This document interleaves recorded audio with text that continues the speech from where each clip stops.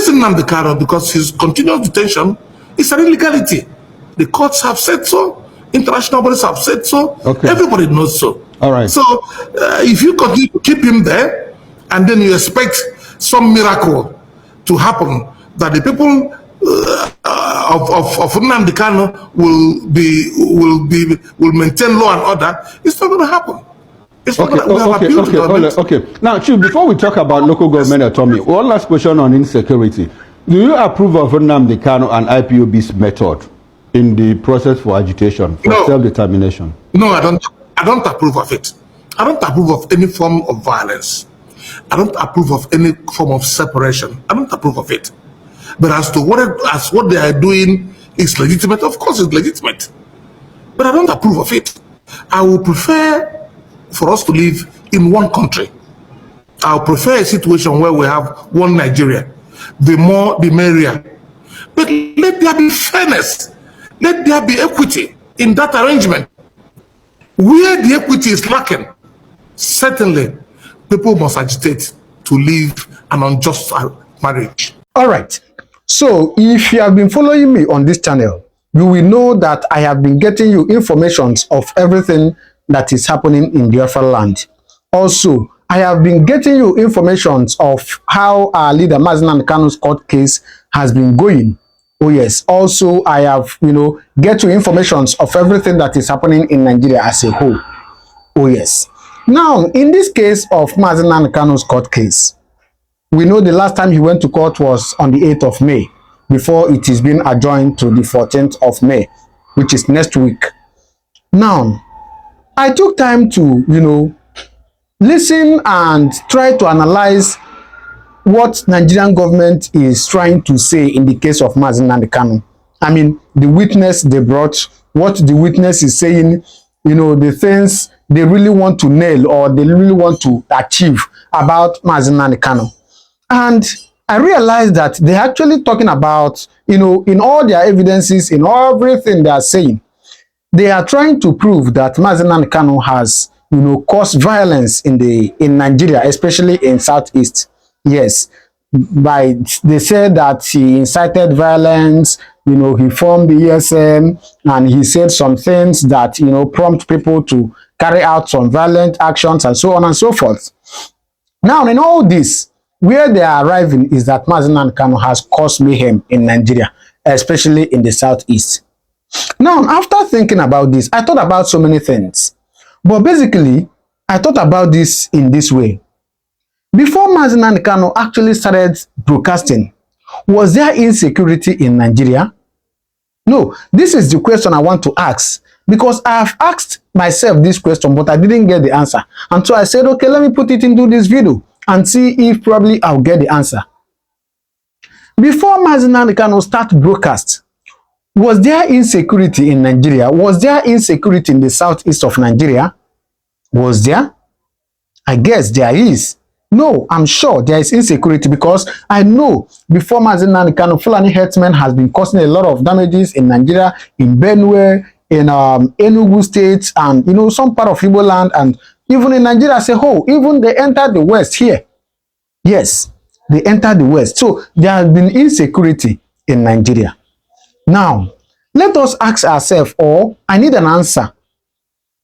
Who or what is the cause of insecurity before Nnamdi Kanu even began? Who is the cause of it? And what are those that are behind insecurity in Nigeria? Who are they? And what is the cause? If we are able to answer this question, then we know whether Nnamdi Kanu has really incited violence or has really caused insecurity in the Southeast or not. This is where I'm going to stop it.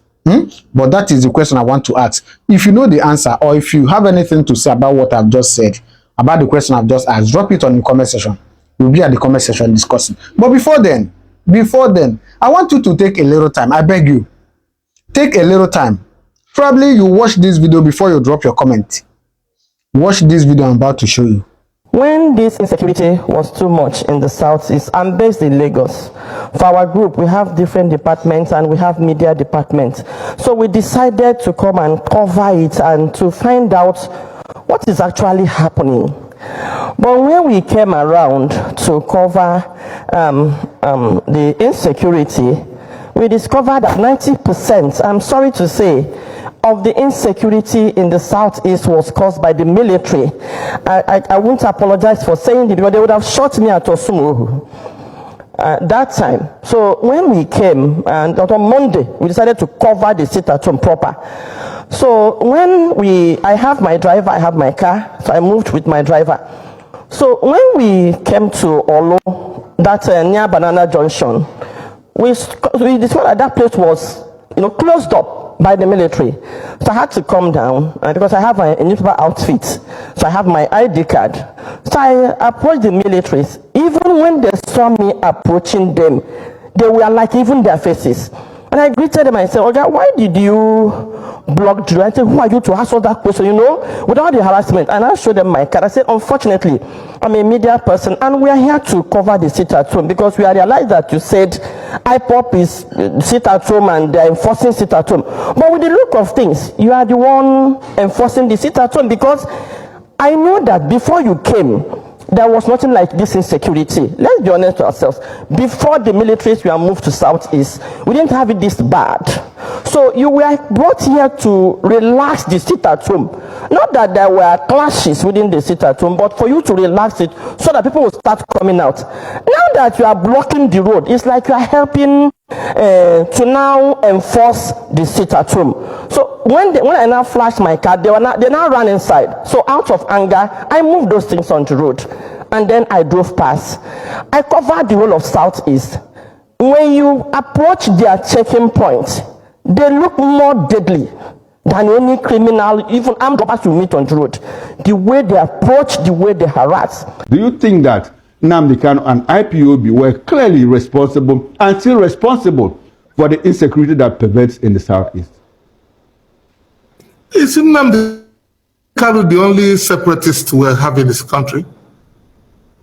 Don't you know about Showun? Don't you know about what is happening in the north, southwest, everywhere? We have those who feel genuinely that they are being undermined in a country that they are not taking part of. And they are saying, listen, we need a change. Nnamdi Kanu, if you look at what the courts have said, the courts have not said that Nnamdi Kanu is a criminal. We have 3 existing judgments, one from High Court, one from Court of Appeal, even the Supreme Court have adjudicated, and even said that the rendition, he's kidnapped from Kenya to Nigeria, is an illegal rendition. So the world courts have said so too, that you do not illegally rendition anybody. We have processes. I work for Interpol. If you have any problem with anybody, you inform Interpol. Interpol has its SOP. It has its standard operating procedure. Nnamdi Kanu is not a problem.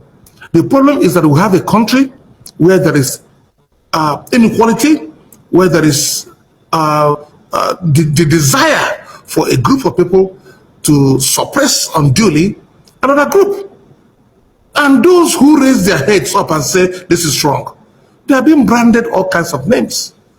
They are being branded all kinds of things. Nnamdi Kanu, is he the only one who is saying that he requires self-determination? He's not the only one, but he's the only one who is in detention. So I do not think that Nnamdi Kanu is the problem. But I know that his continuous detention is a problem. The continuous illegal detention of Nnamdi Kanu is a problem. It is not his detention, his process. No, it is his detention. We have all the various levels of the courts of law have indicated that the process is a wrong process. In fact, the very basic thing government used initially in renditing him illegally into the country, which is that he jumped bail. The Court of Appeal said he didn't jump no bail. He was running for his life.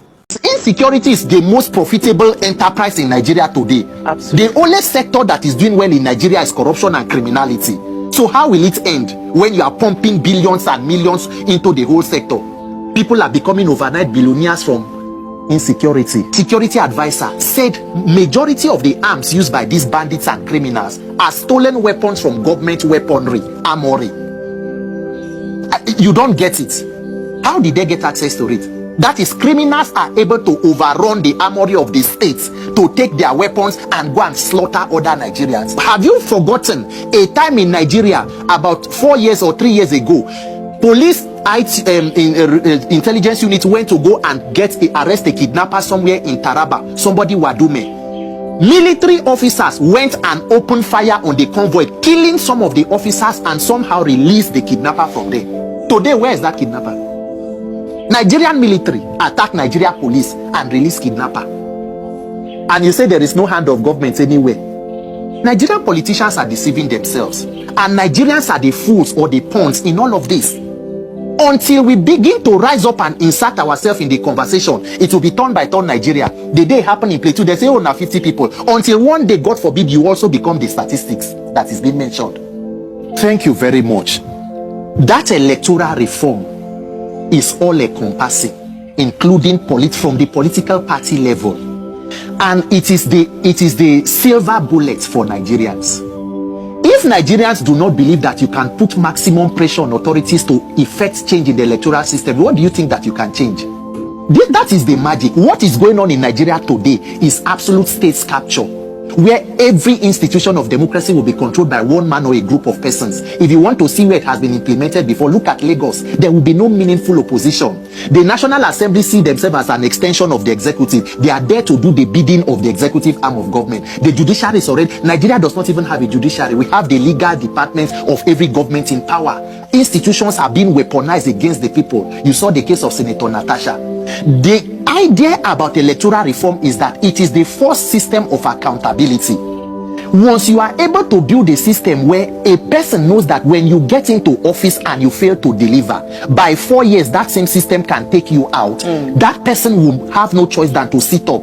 What is the incentive for doing bad or doing good as a Nigerian politician? As bad as Buhari was, he did 8 years and he was able to install a successor. So when you see me talking about electoral reform, it includes that party primary level that you are talking about.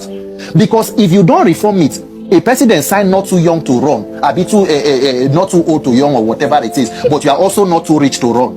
Because a form is 100 million. Where do you want to start from? So that electoral act is all encompassing, because I have evaluated the entire process. Election and INEC are the weapon formed against Nigerians. And if all of us start to sing the song, even politicians, they know. Try to begin any protest in Nigeria, say you are talking about end bad governance, bring down cost of fuel. The president will come out and say, don't worry, we will share rice, we will do this. But let President Tinubu come out and commit to free and fair elections. It will almost be impossible. That is why you must insist on it. Because they know that is the only hope they have. Corrupt election. But we are already used to rigging in this country. We cannot be used to it. No, rigging is part of us in this country. It cannot. I'm telling you, Peter, even the best of the best that we think are saints in this country, they've been rigged into power. Yes. So what are we saying? That is why that best of the best and the people who have tasted and seen. Look at a person like Professor Yomi Oshibanjo. What will now happen in Nigeria will be the enemy of your enemy will have to be your friend. The group of persons who have been disenfranchised by the process will have to come together and build the system. INEC already, the National Assembly, they know what they did with that electoral act. They made electronic transfer of results optional for INEC. You need to go back and tell them to make it mandatory. That is what the Supreme Court told them in the judgment. The system will shut down. The system will shut down. You must mount on it. See, whatever you want to achieve as a country will take courage and wisdom. If Nigerians do not believe that you can fix election, you can't fix anything. Then let all of us relax and continue to get killed. If your day rich, bandits kill you or kidnapper carry you. If hospital work, you no work. If you go the oxygen day, if school they rape you, there is no justice. Let us sit down and relax. But if we know that we are ready to solve problem, it has to begin with that courage. It is either you are handicapped or you are an accomplice. It is difficult to discountenance that statement, especially with the reality of everything we are doing. We have seen. How many times under the Buhari government did the administration come out to tell you that they have the names of people who are sponsoring Boko Haram and terrorism? Who released the list? Why is government shielding them? Why has nobody come out to tell you that from our intelligence, this and this are the people? Just like the case of oil bunkering in Nigeria, anywhere you see sophisticated crime, you cannot remove the hand of players in the government. A private citizen, you cannot carry a vessel into creek to go and pack oil. With Navy, with Air Force, and everybody who is guiding the place. There must be somebody, an insider, who is helping. The National Security Advisor said majority of the arms used by these bandits and criminals are stolen weapons from government weaponry, armory. You don't get it. How did they get access to it? That is, criminals are able to overrun the armory of the states to take their weapons and go and slaughter other Nigerians. Until date, we do not have a solution to the problem. No, it is either you have the solution or you are part of the problem. Nigerian leaders are not sincere with what is going on with insecurity. Plateau dates back more than 20 years ago. Benue. What exactly is not being said about insecurity? That is where the problem lies. When you see government running from pillar to post, the president will come out, give one lame statement. We will arrest them, we will fish them down. Tomorrow, have you forgotten a time in Nigeria about 4 years or 3 years ago? Police intelligence unit went to go and arrest a kidnapper somewhere in Taraba, somebody Wadume. Military officers went and opened fire on the convoy, killing some of the officers and somehow released the kidnapper from there. Today, where is that kidnapper? Nigerian military attacked Nigeria police and released kidnapper. And you say there is no hand of government anywhere. Nigerian politicians are deceiving themselves. And Nigerians are the fools or the pawns in all of this. Until we begin to rise up and insert ourselves in the conversation, it will be turn by turn Nigeria. The day happen in Plateau, they say, oh, now 50 people. Until one day, God forbid, you also become the statistics that is being mentioned. They are not honest. There is more to it. The more money you put in it, insecurity is the most profitable enterprise in Nigeria today. Absolutely. The only sector that is doing well in Nigeria is corruption and criminality. So how will it end when you are pumping billions and millions into the whole sector? People are becoming overnight billionaires from insecurity. Nigeria is in serious trouble. Serious trouble. This issue of insecurity, we are talking like a joke. So there is more that the government needs to do. And if they are not ready to do it, the people must wake up and put the pressure that they need to put to save our own lives. Because it always seems far until it comes close to home. So how do we start this process? Because you see, if you notice, I think it was the second tenure for President Buhari last year. It was constant news that we were hearing in the news every day. Customs seized a truckload of ammunition. There was a time it was bullets. There were a time it were guns and all of that. I kept on asking myself, where are all these ammunitions going to? And first of all, who are the people? You know, because, I mean, you can't ship in anything into Nigeria without proper documentation. So is it that they were not able to trace where these things are coming from, or exactly how did that transaction happen? And where are the ammunition? Where did it end up? Secondly, we know that for every election cycle, politicians release ammunitions to their touts. You understand? And most of the time, I've heard reports that they are unable to recover those ammunitions back. And because they eventually use them and dump them, those ones use the ammunition to be able to go and perpetuate evil. It's a vicious cycle. Yes. So if you... All right. So you can now drop your comment on the comment section, right? Thank you very much. I wait for your comment. Thank you. I'll see you in my next video. Thank you and God bless you.